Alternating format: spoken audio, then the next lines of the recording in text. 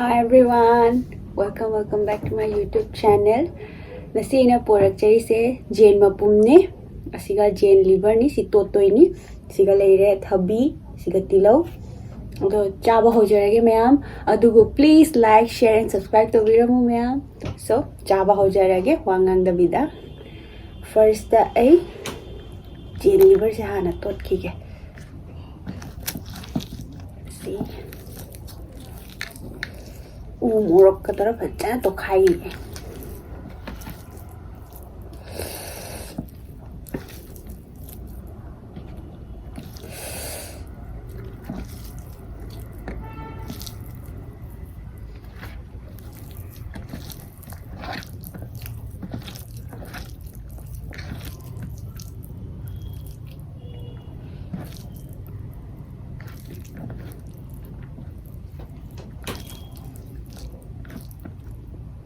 चावल हो जाएगा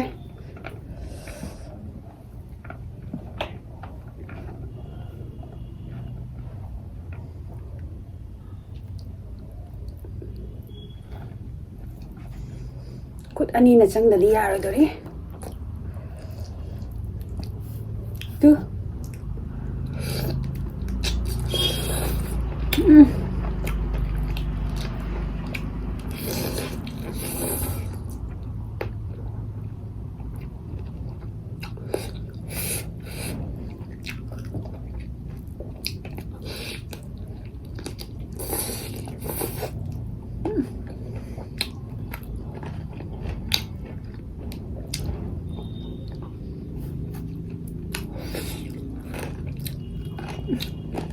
Wow, mucha deh.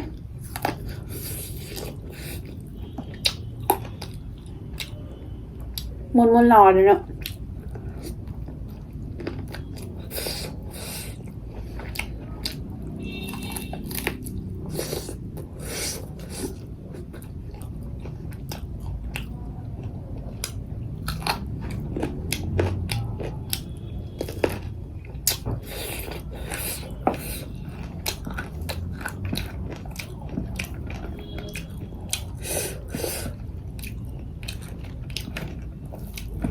딱 먹자 타려게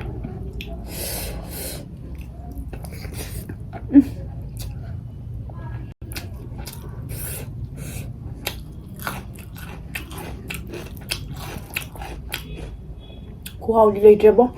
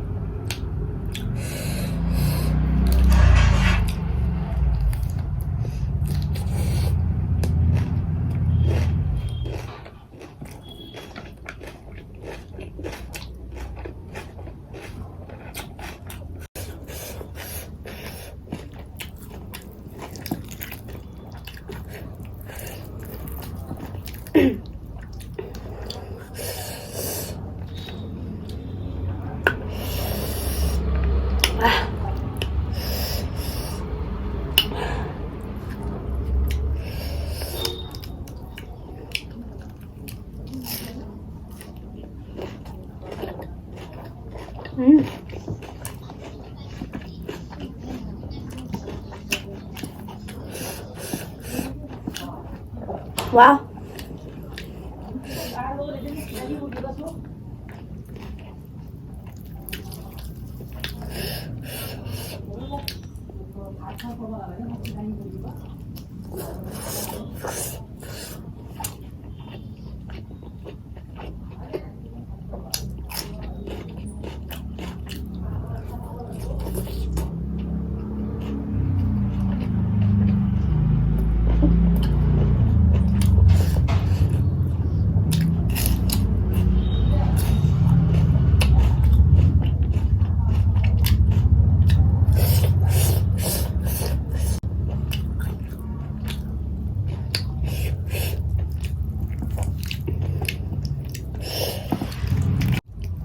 Mấy khu gà đây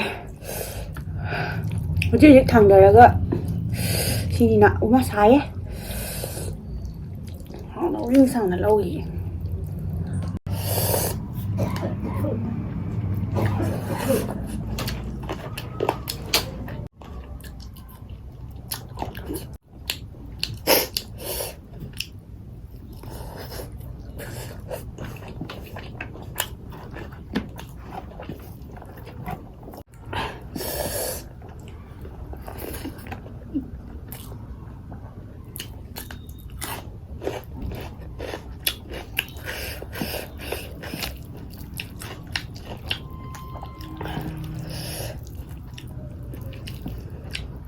Shiny.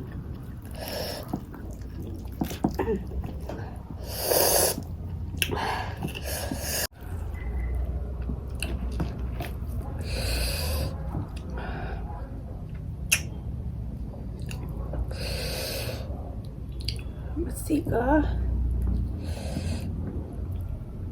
Tabi siga.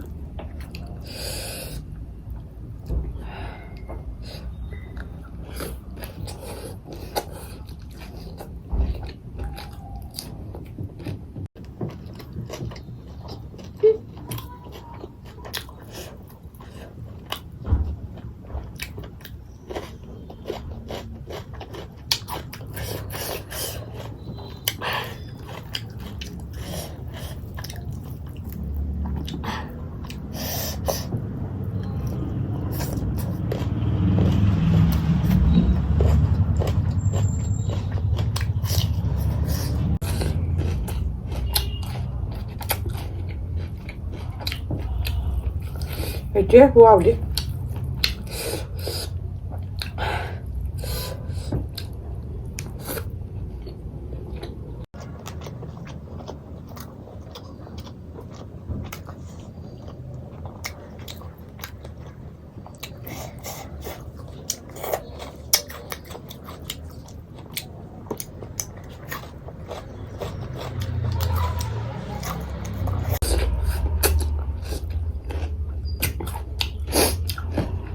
Của hầu gì anh cái này đẹp không?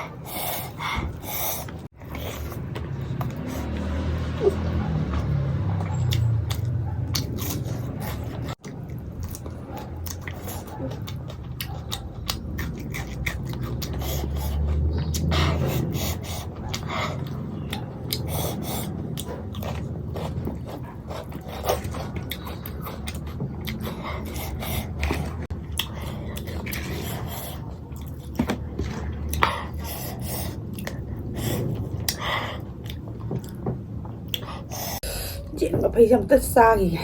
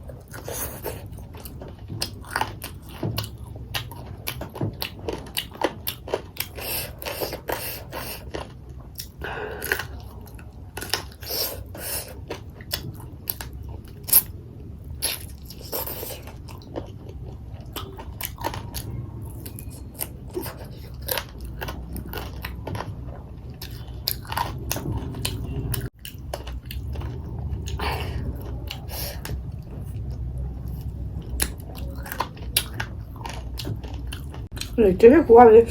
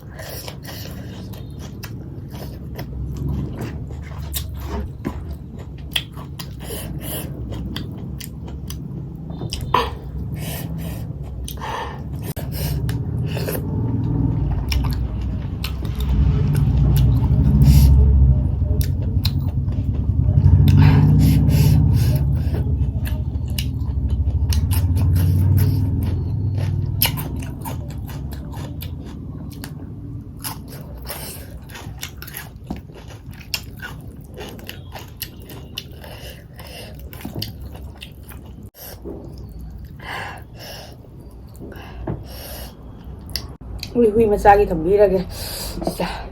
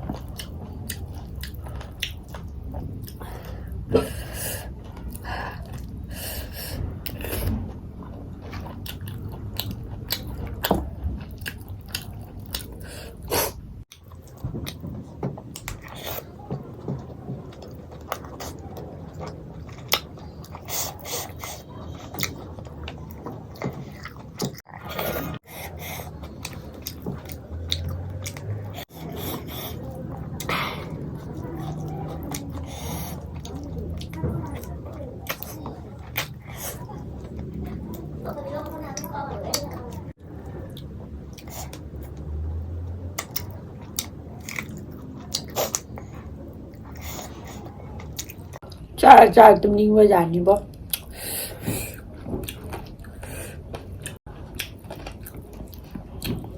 बच्चे चार है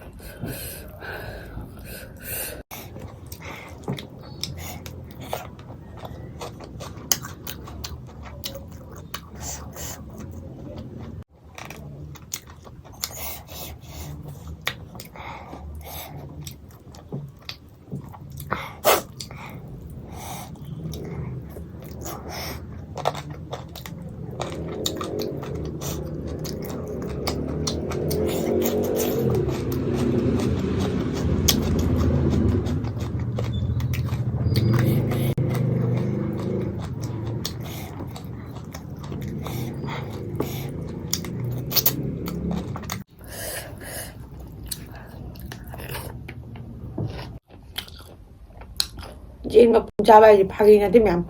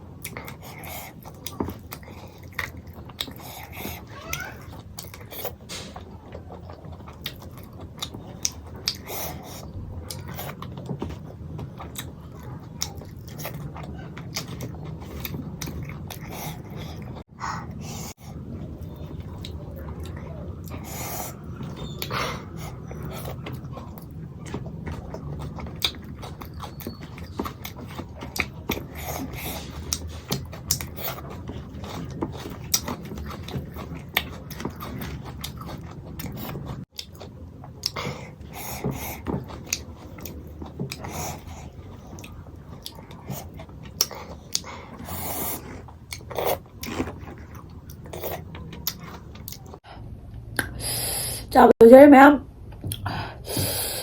ꯌꯦꯟ ꯃꯄꯨꯝꯁꯦ ꯑꯩꯗꯤ ꯈꯜꯂꯨꯔꯦ ꯆꯥꯕ ꯉꯝꯃꯣꯏꯗꯕ ꯃꯥꯜꯂꯦꯅ ꯆꯥꯕꯨꯗꯤ ꯂꯣꯏꯖꯔꯦ ꯌꯥꯝꯅ ꯍꯥꯎꯔꯝꯃꯤ ꯑꯗꯣ If you like this video, like, comment and subscribe to my channel. So bye bye.